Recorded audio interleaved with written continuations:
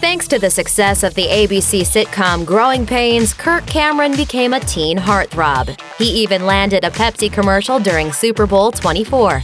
But when Growing Pains was canceled after 7 seasons in 1992, Cameron made an unexpected career shift. So whatever happened to the former Mike Seaver?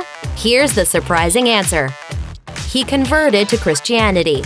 At the height of his fame, Cameron became a born-again Christian and allegedly became an absolute nightmare to deal with on the set of Growing Pains. According to True Hollywood Story, Cameron wielded his star power and pressured the network to make sure the show portrayed themes and storylines that were in line with his new religious beliefs. Several producers reportedly quit the show, and the ratings for Growing Pains plummeted in Season 7, prompting ABC to pull the plug. By the time the smoke cleared, Cameron had alienated himself from the cast. He told the Los Angeles Times, "I definitely kind of made an about-face, going toward another aspect of my life. I shifted my focus from 100% on the show to 100% on my new life and left 0% on the show, and even the friendships that were a part of that show." Still, the other cast members seemed to understand his choice to embrace religion. When you think about all of the choices that kids could make, what better choice could you make than to choose a religious, spiritual life? Shame and regret.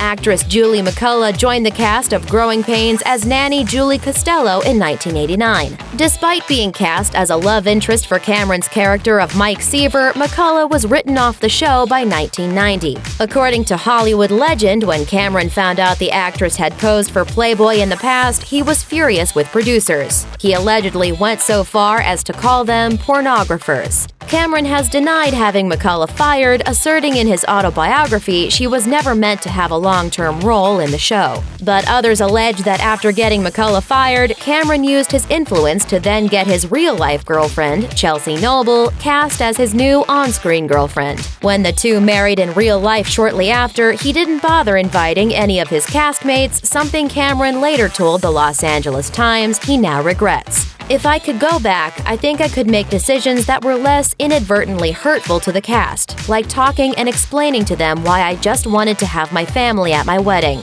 Cameron's relationship with Noble catalyzed another strict stipulation for the rest of Cameron's acting career. He refuses to kiss anyone but her, even in the movies. Cameron told the Today Show that when he needs to film a kissing scene, his wife comes in to act opposite him as a kissing double. We shot the scene in silhouette, so when I'm kissing my wife, we're actually really husband and wife, honoring marriage behind the scenes as well as on camera. Sitcom fail. Despite the behind-the-scenes dramas on Growing Pains, Cameron managed to land a new sitcom, Kirk, on the WB. The family-friendly show featured an older brother raising his 3 younger siblings while chasing his dream of becoming a comic book artist. The show failed to catch on in the long run, however, lasting just 2 seasons. The cleansing of the temple. In the early 2000s, Cameron left behind traditional show business fare to focus on making faith-based films. Appropriately enough, one of his most popular projects was the trilogy of films adapting the popular Left Behind series of Christian books. Christian audiences loved them, though Left Behind author Tim LaHaye hated the first one so much that he sued to get the rights back. In 2008, Cameron promoted the film Fireproof by incorporating it into teaching kids on marriage and marketing it to churches. It earned $33 million at the box office, which was huge considering the film's next-to-nothing budget. Fireproof became the highest-grossing independent film of 2008 and made Cameron a prominent figure in Christian circles. The Great Controversy. Cameron has become a lightning rod for controversy, famously campaigning against the theory of evolution with a YouTube video claiming that bananas are so amazing that they must be the work of a higher power. He later doubled down by publicly going after world-renowned physicist Stephen Hawking, telling TMZ, "Professor Hawking is heralded as the genius of Britain, yet he believes in the scientific impossibility that nothing created everything and that life sprang from non-life. Why should anyone believe Mr. Hawking's writings if he cannot provide evidence for his unscientific belief that out of nothing, everything came?" Then there was his 2012 interview with Piers Morgan about Cameron's views on homosexuality.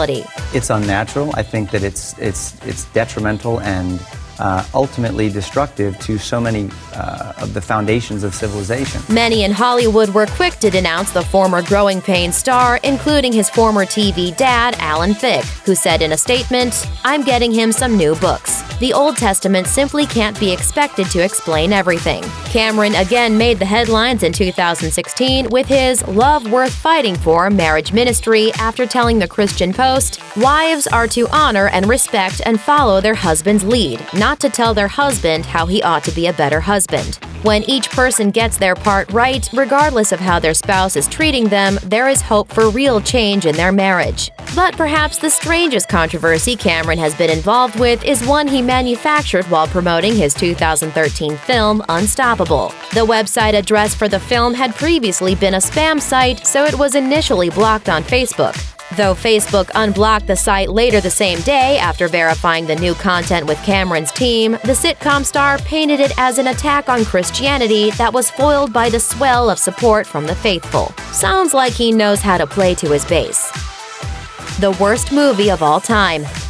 Despite finding financial success with Fireproof and other faith-based projects, Cameron earned the wrong kind of accolades with his 2014 holiday feature, Kirk Cameron's Saving Christmas. With a 0% rating on Rotten Tomatoes, the film was voted the worst movie ever by IMDb users. It even cleaned up at the Razzies where, according to CNN, it scored, quote, 4 wins in the categories of Worst Picture, Screenplay, Actor, and Screen Combo, which went to Cameron and his ego. Ouch. Keep the faith. After enduring years of high-profile criticism for not shying away from the controversial views of his faith, Cameron is still making films and soldiering on with his marriage seminars. Even if you don't agree with his stances, you can't deny that Cameron sticks to his principles and won't change who he is to fit the Hollywood mold. Seems like he's not feeling any growing pains these days. Thanks for watching. Click the Nicki Swift icon to subscribe to our YouTube channel. Plus, check out all this cool stuff we know you'll love too.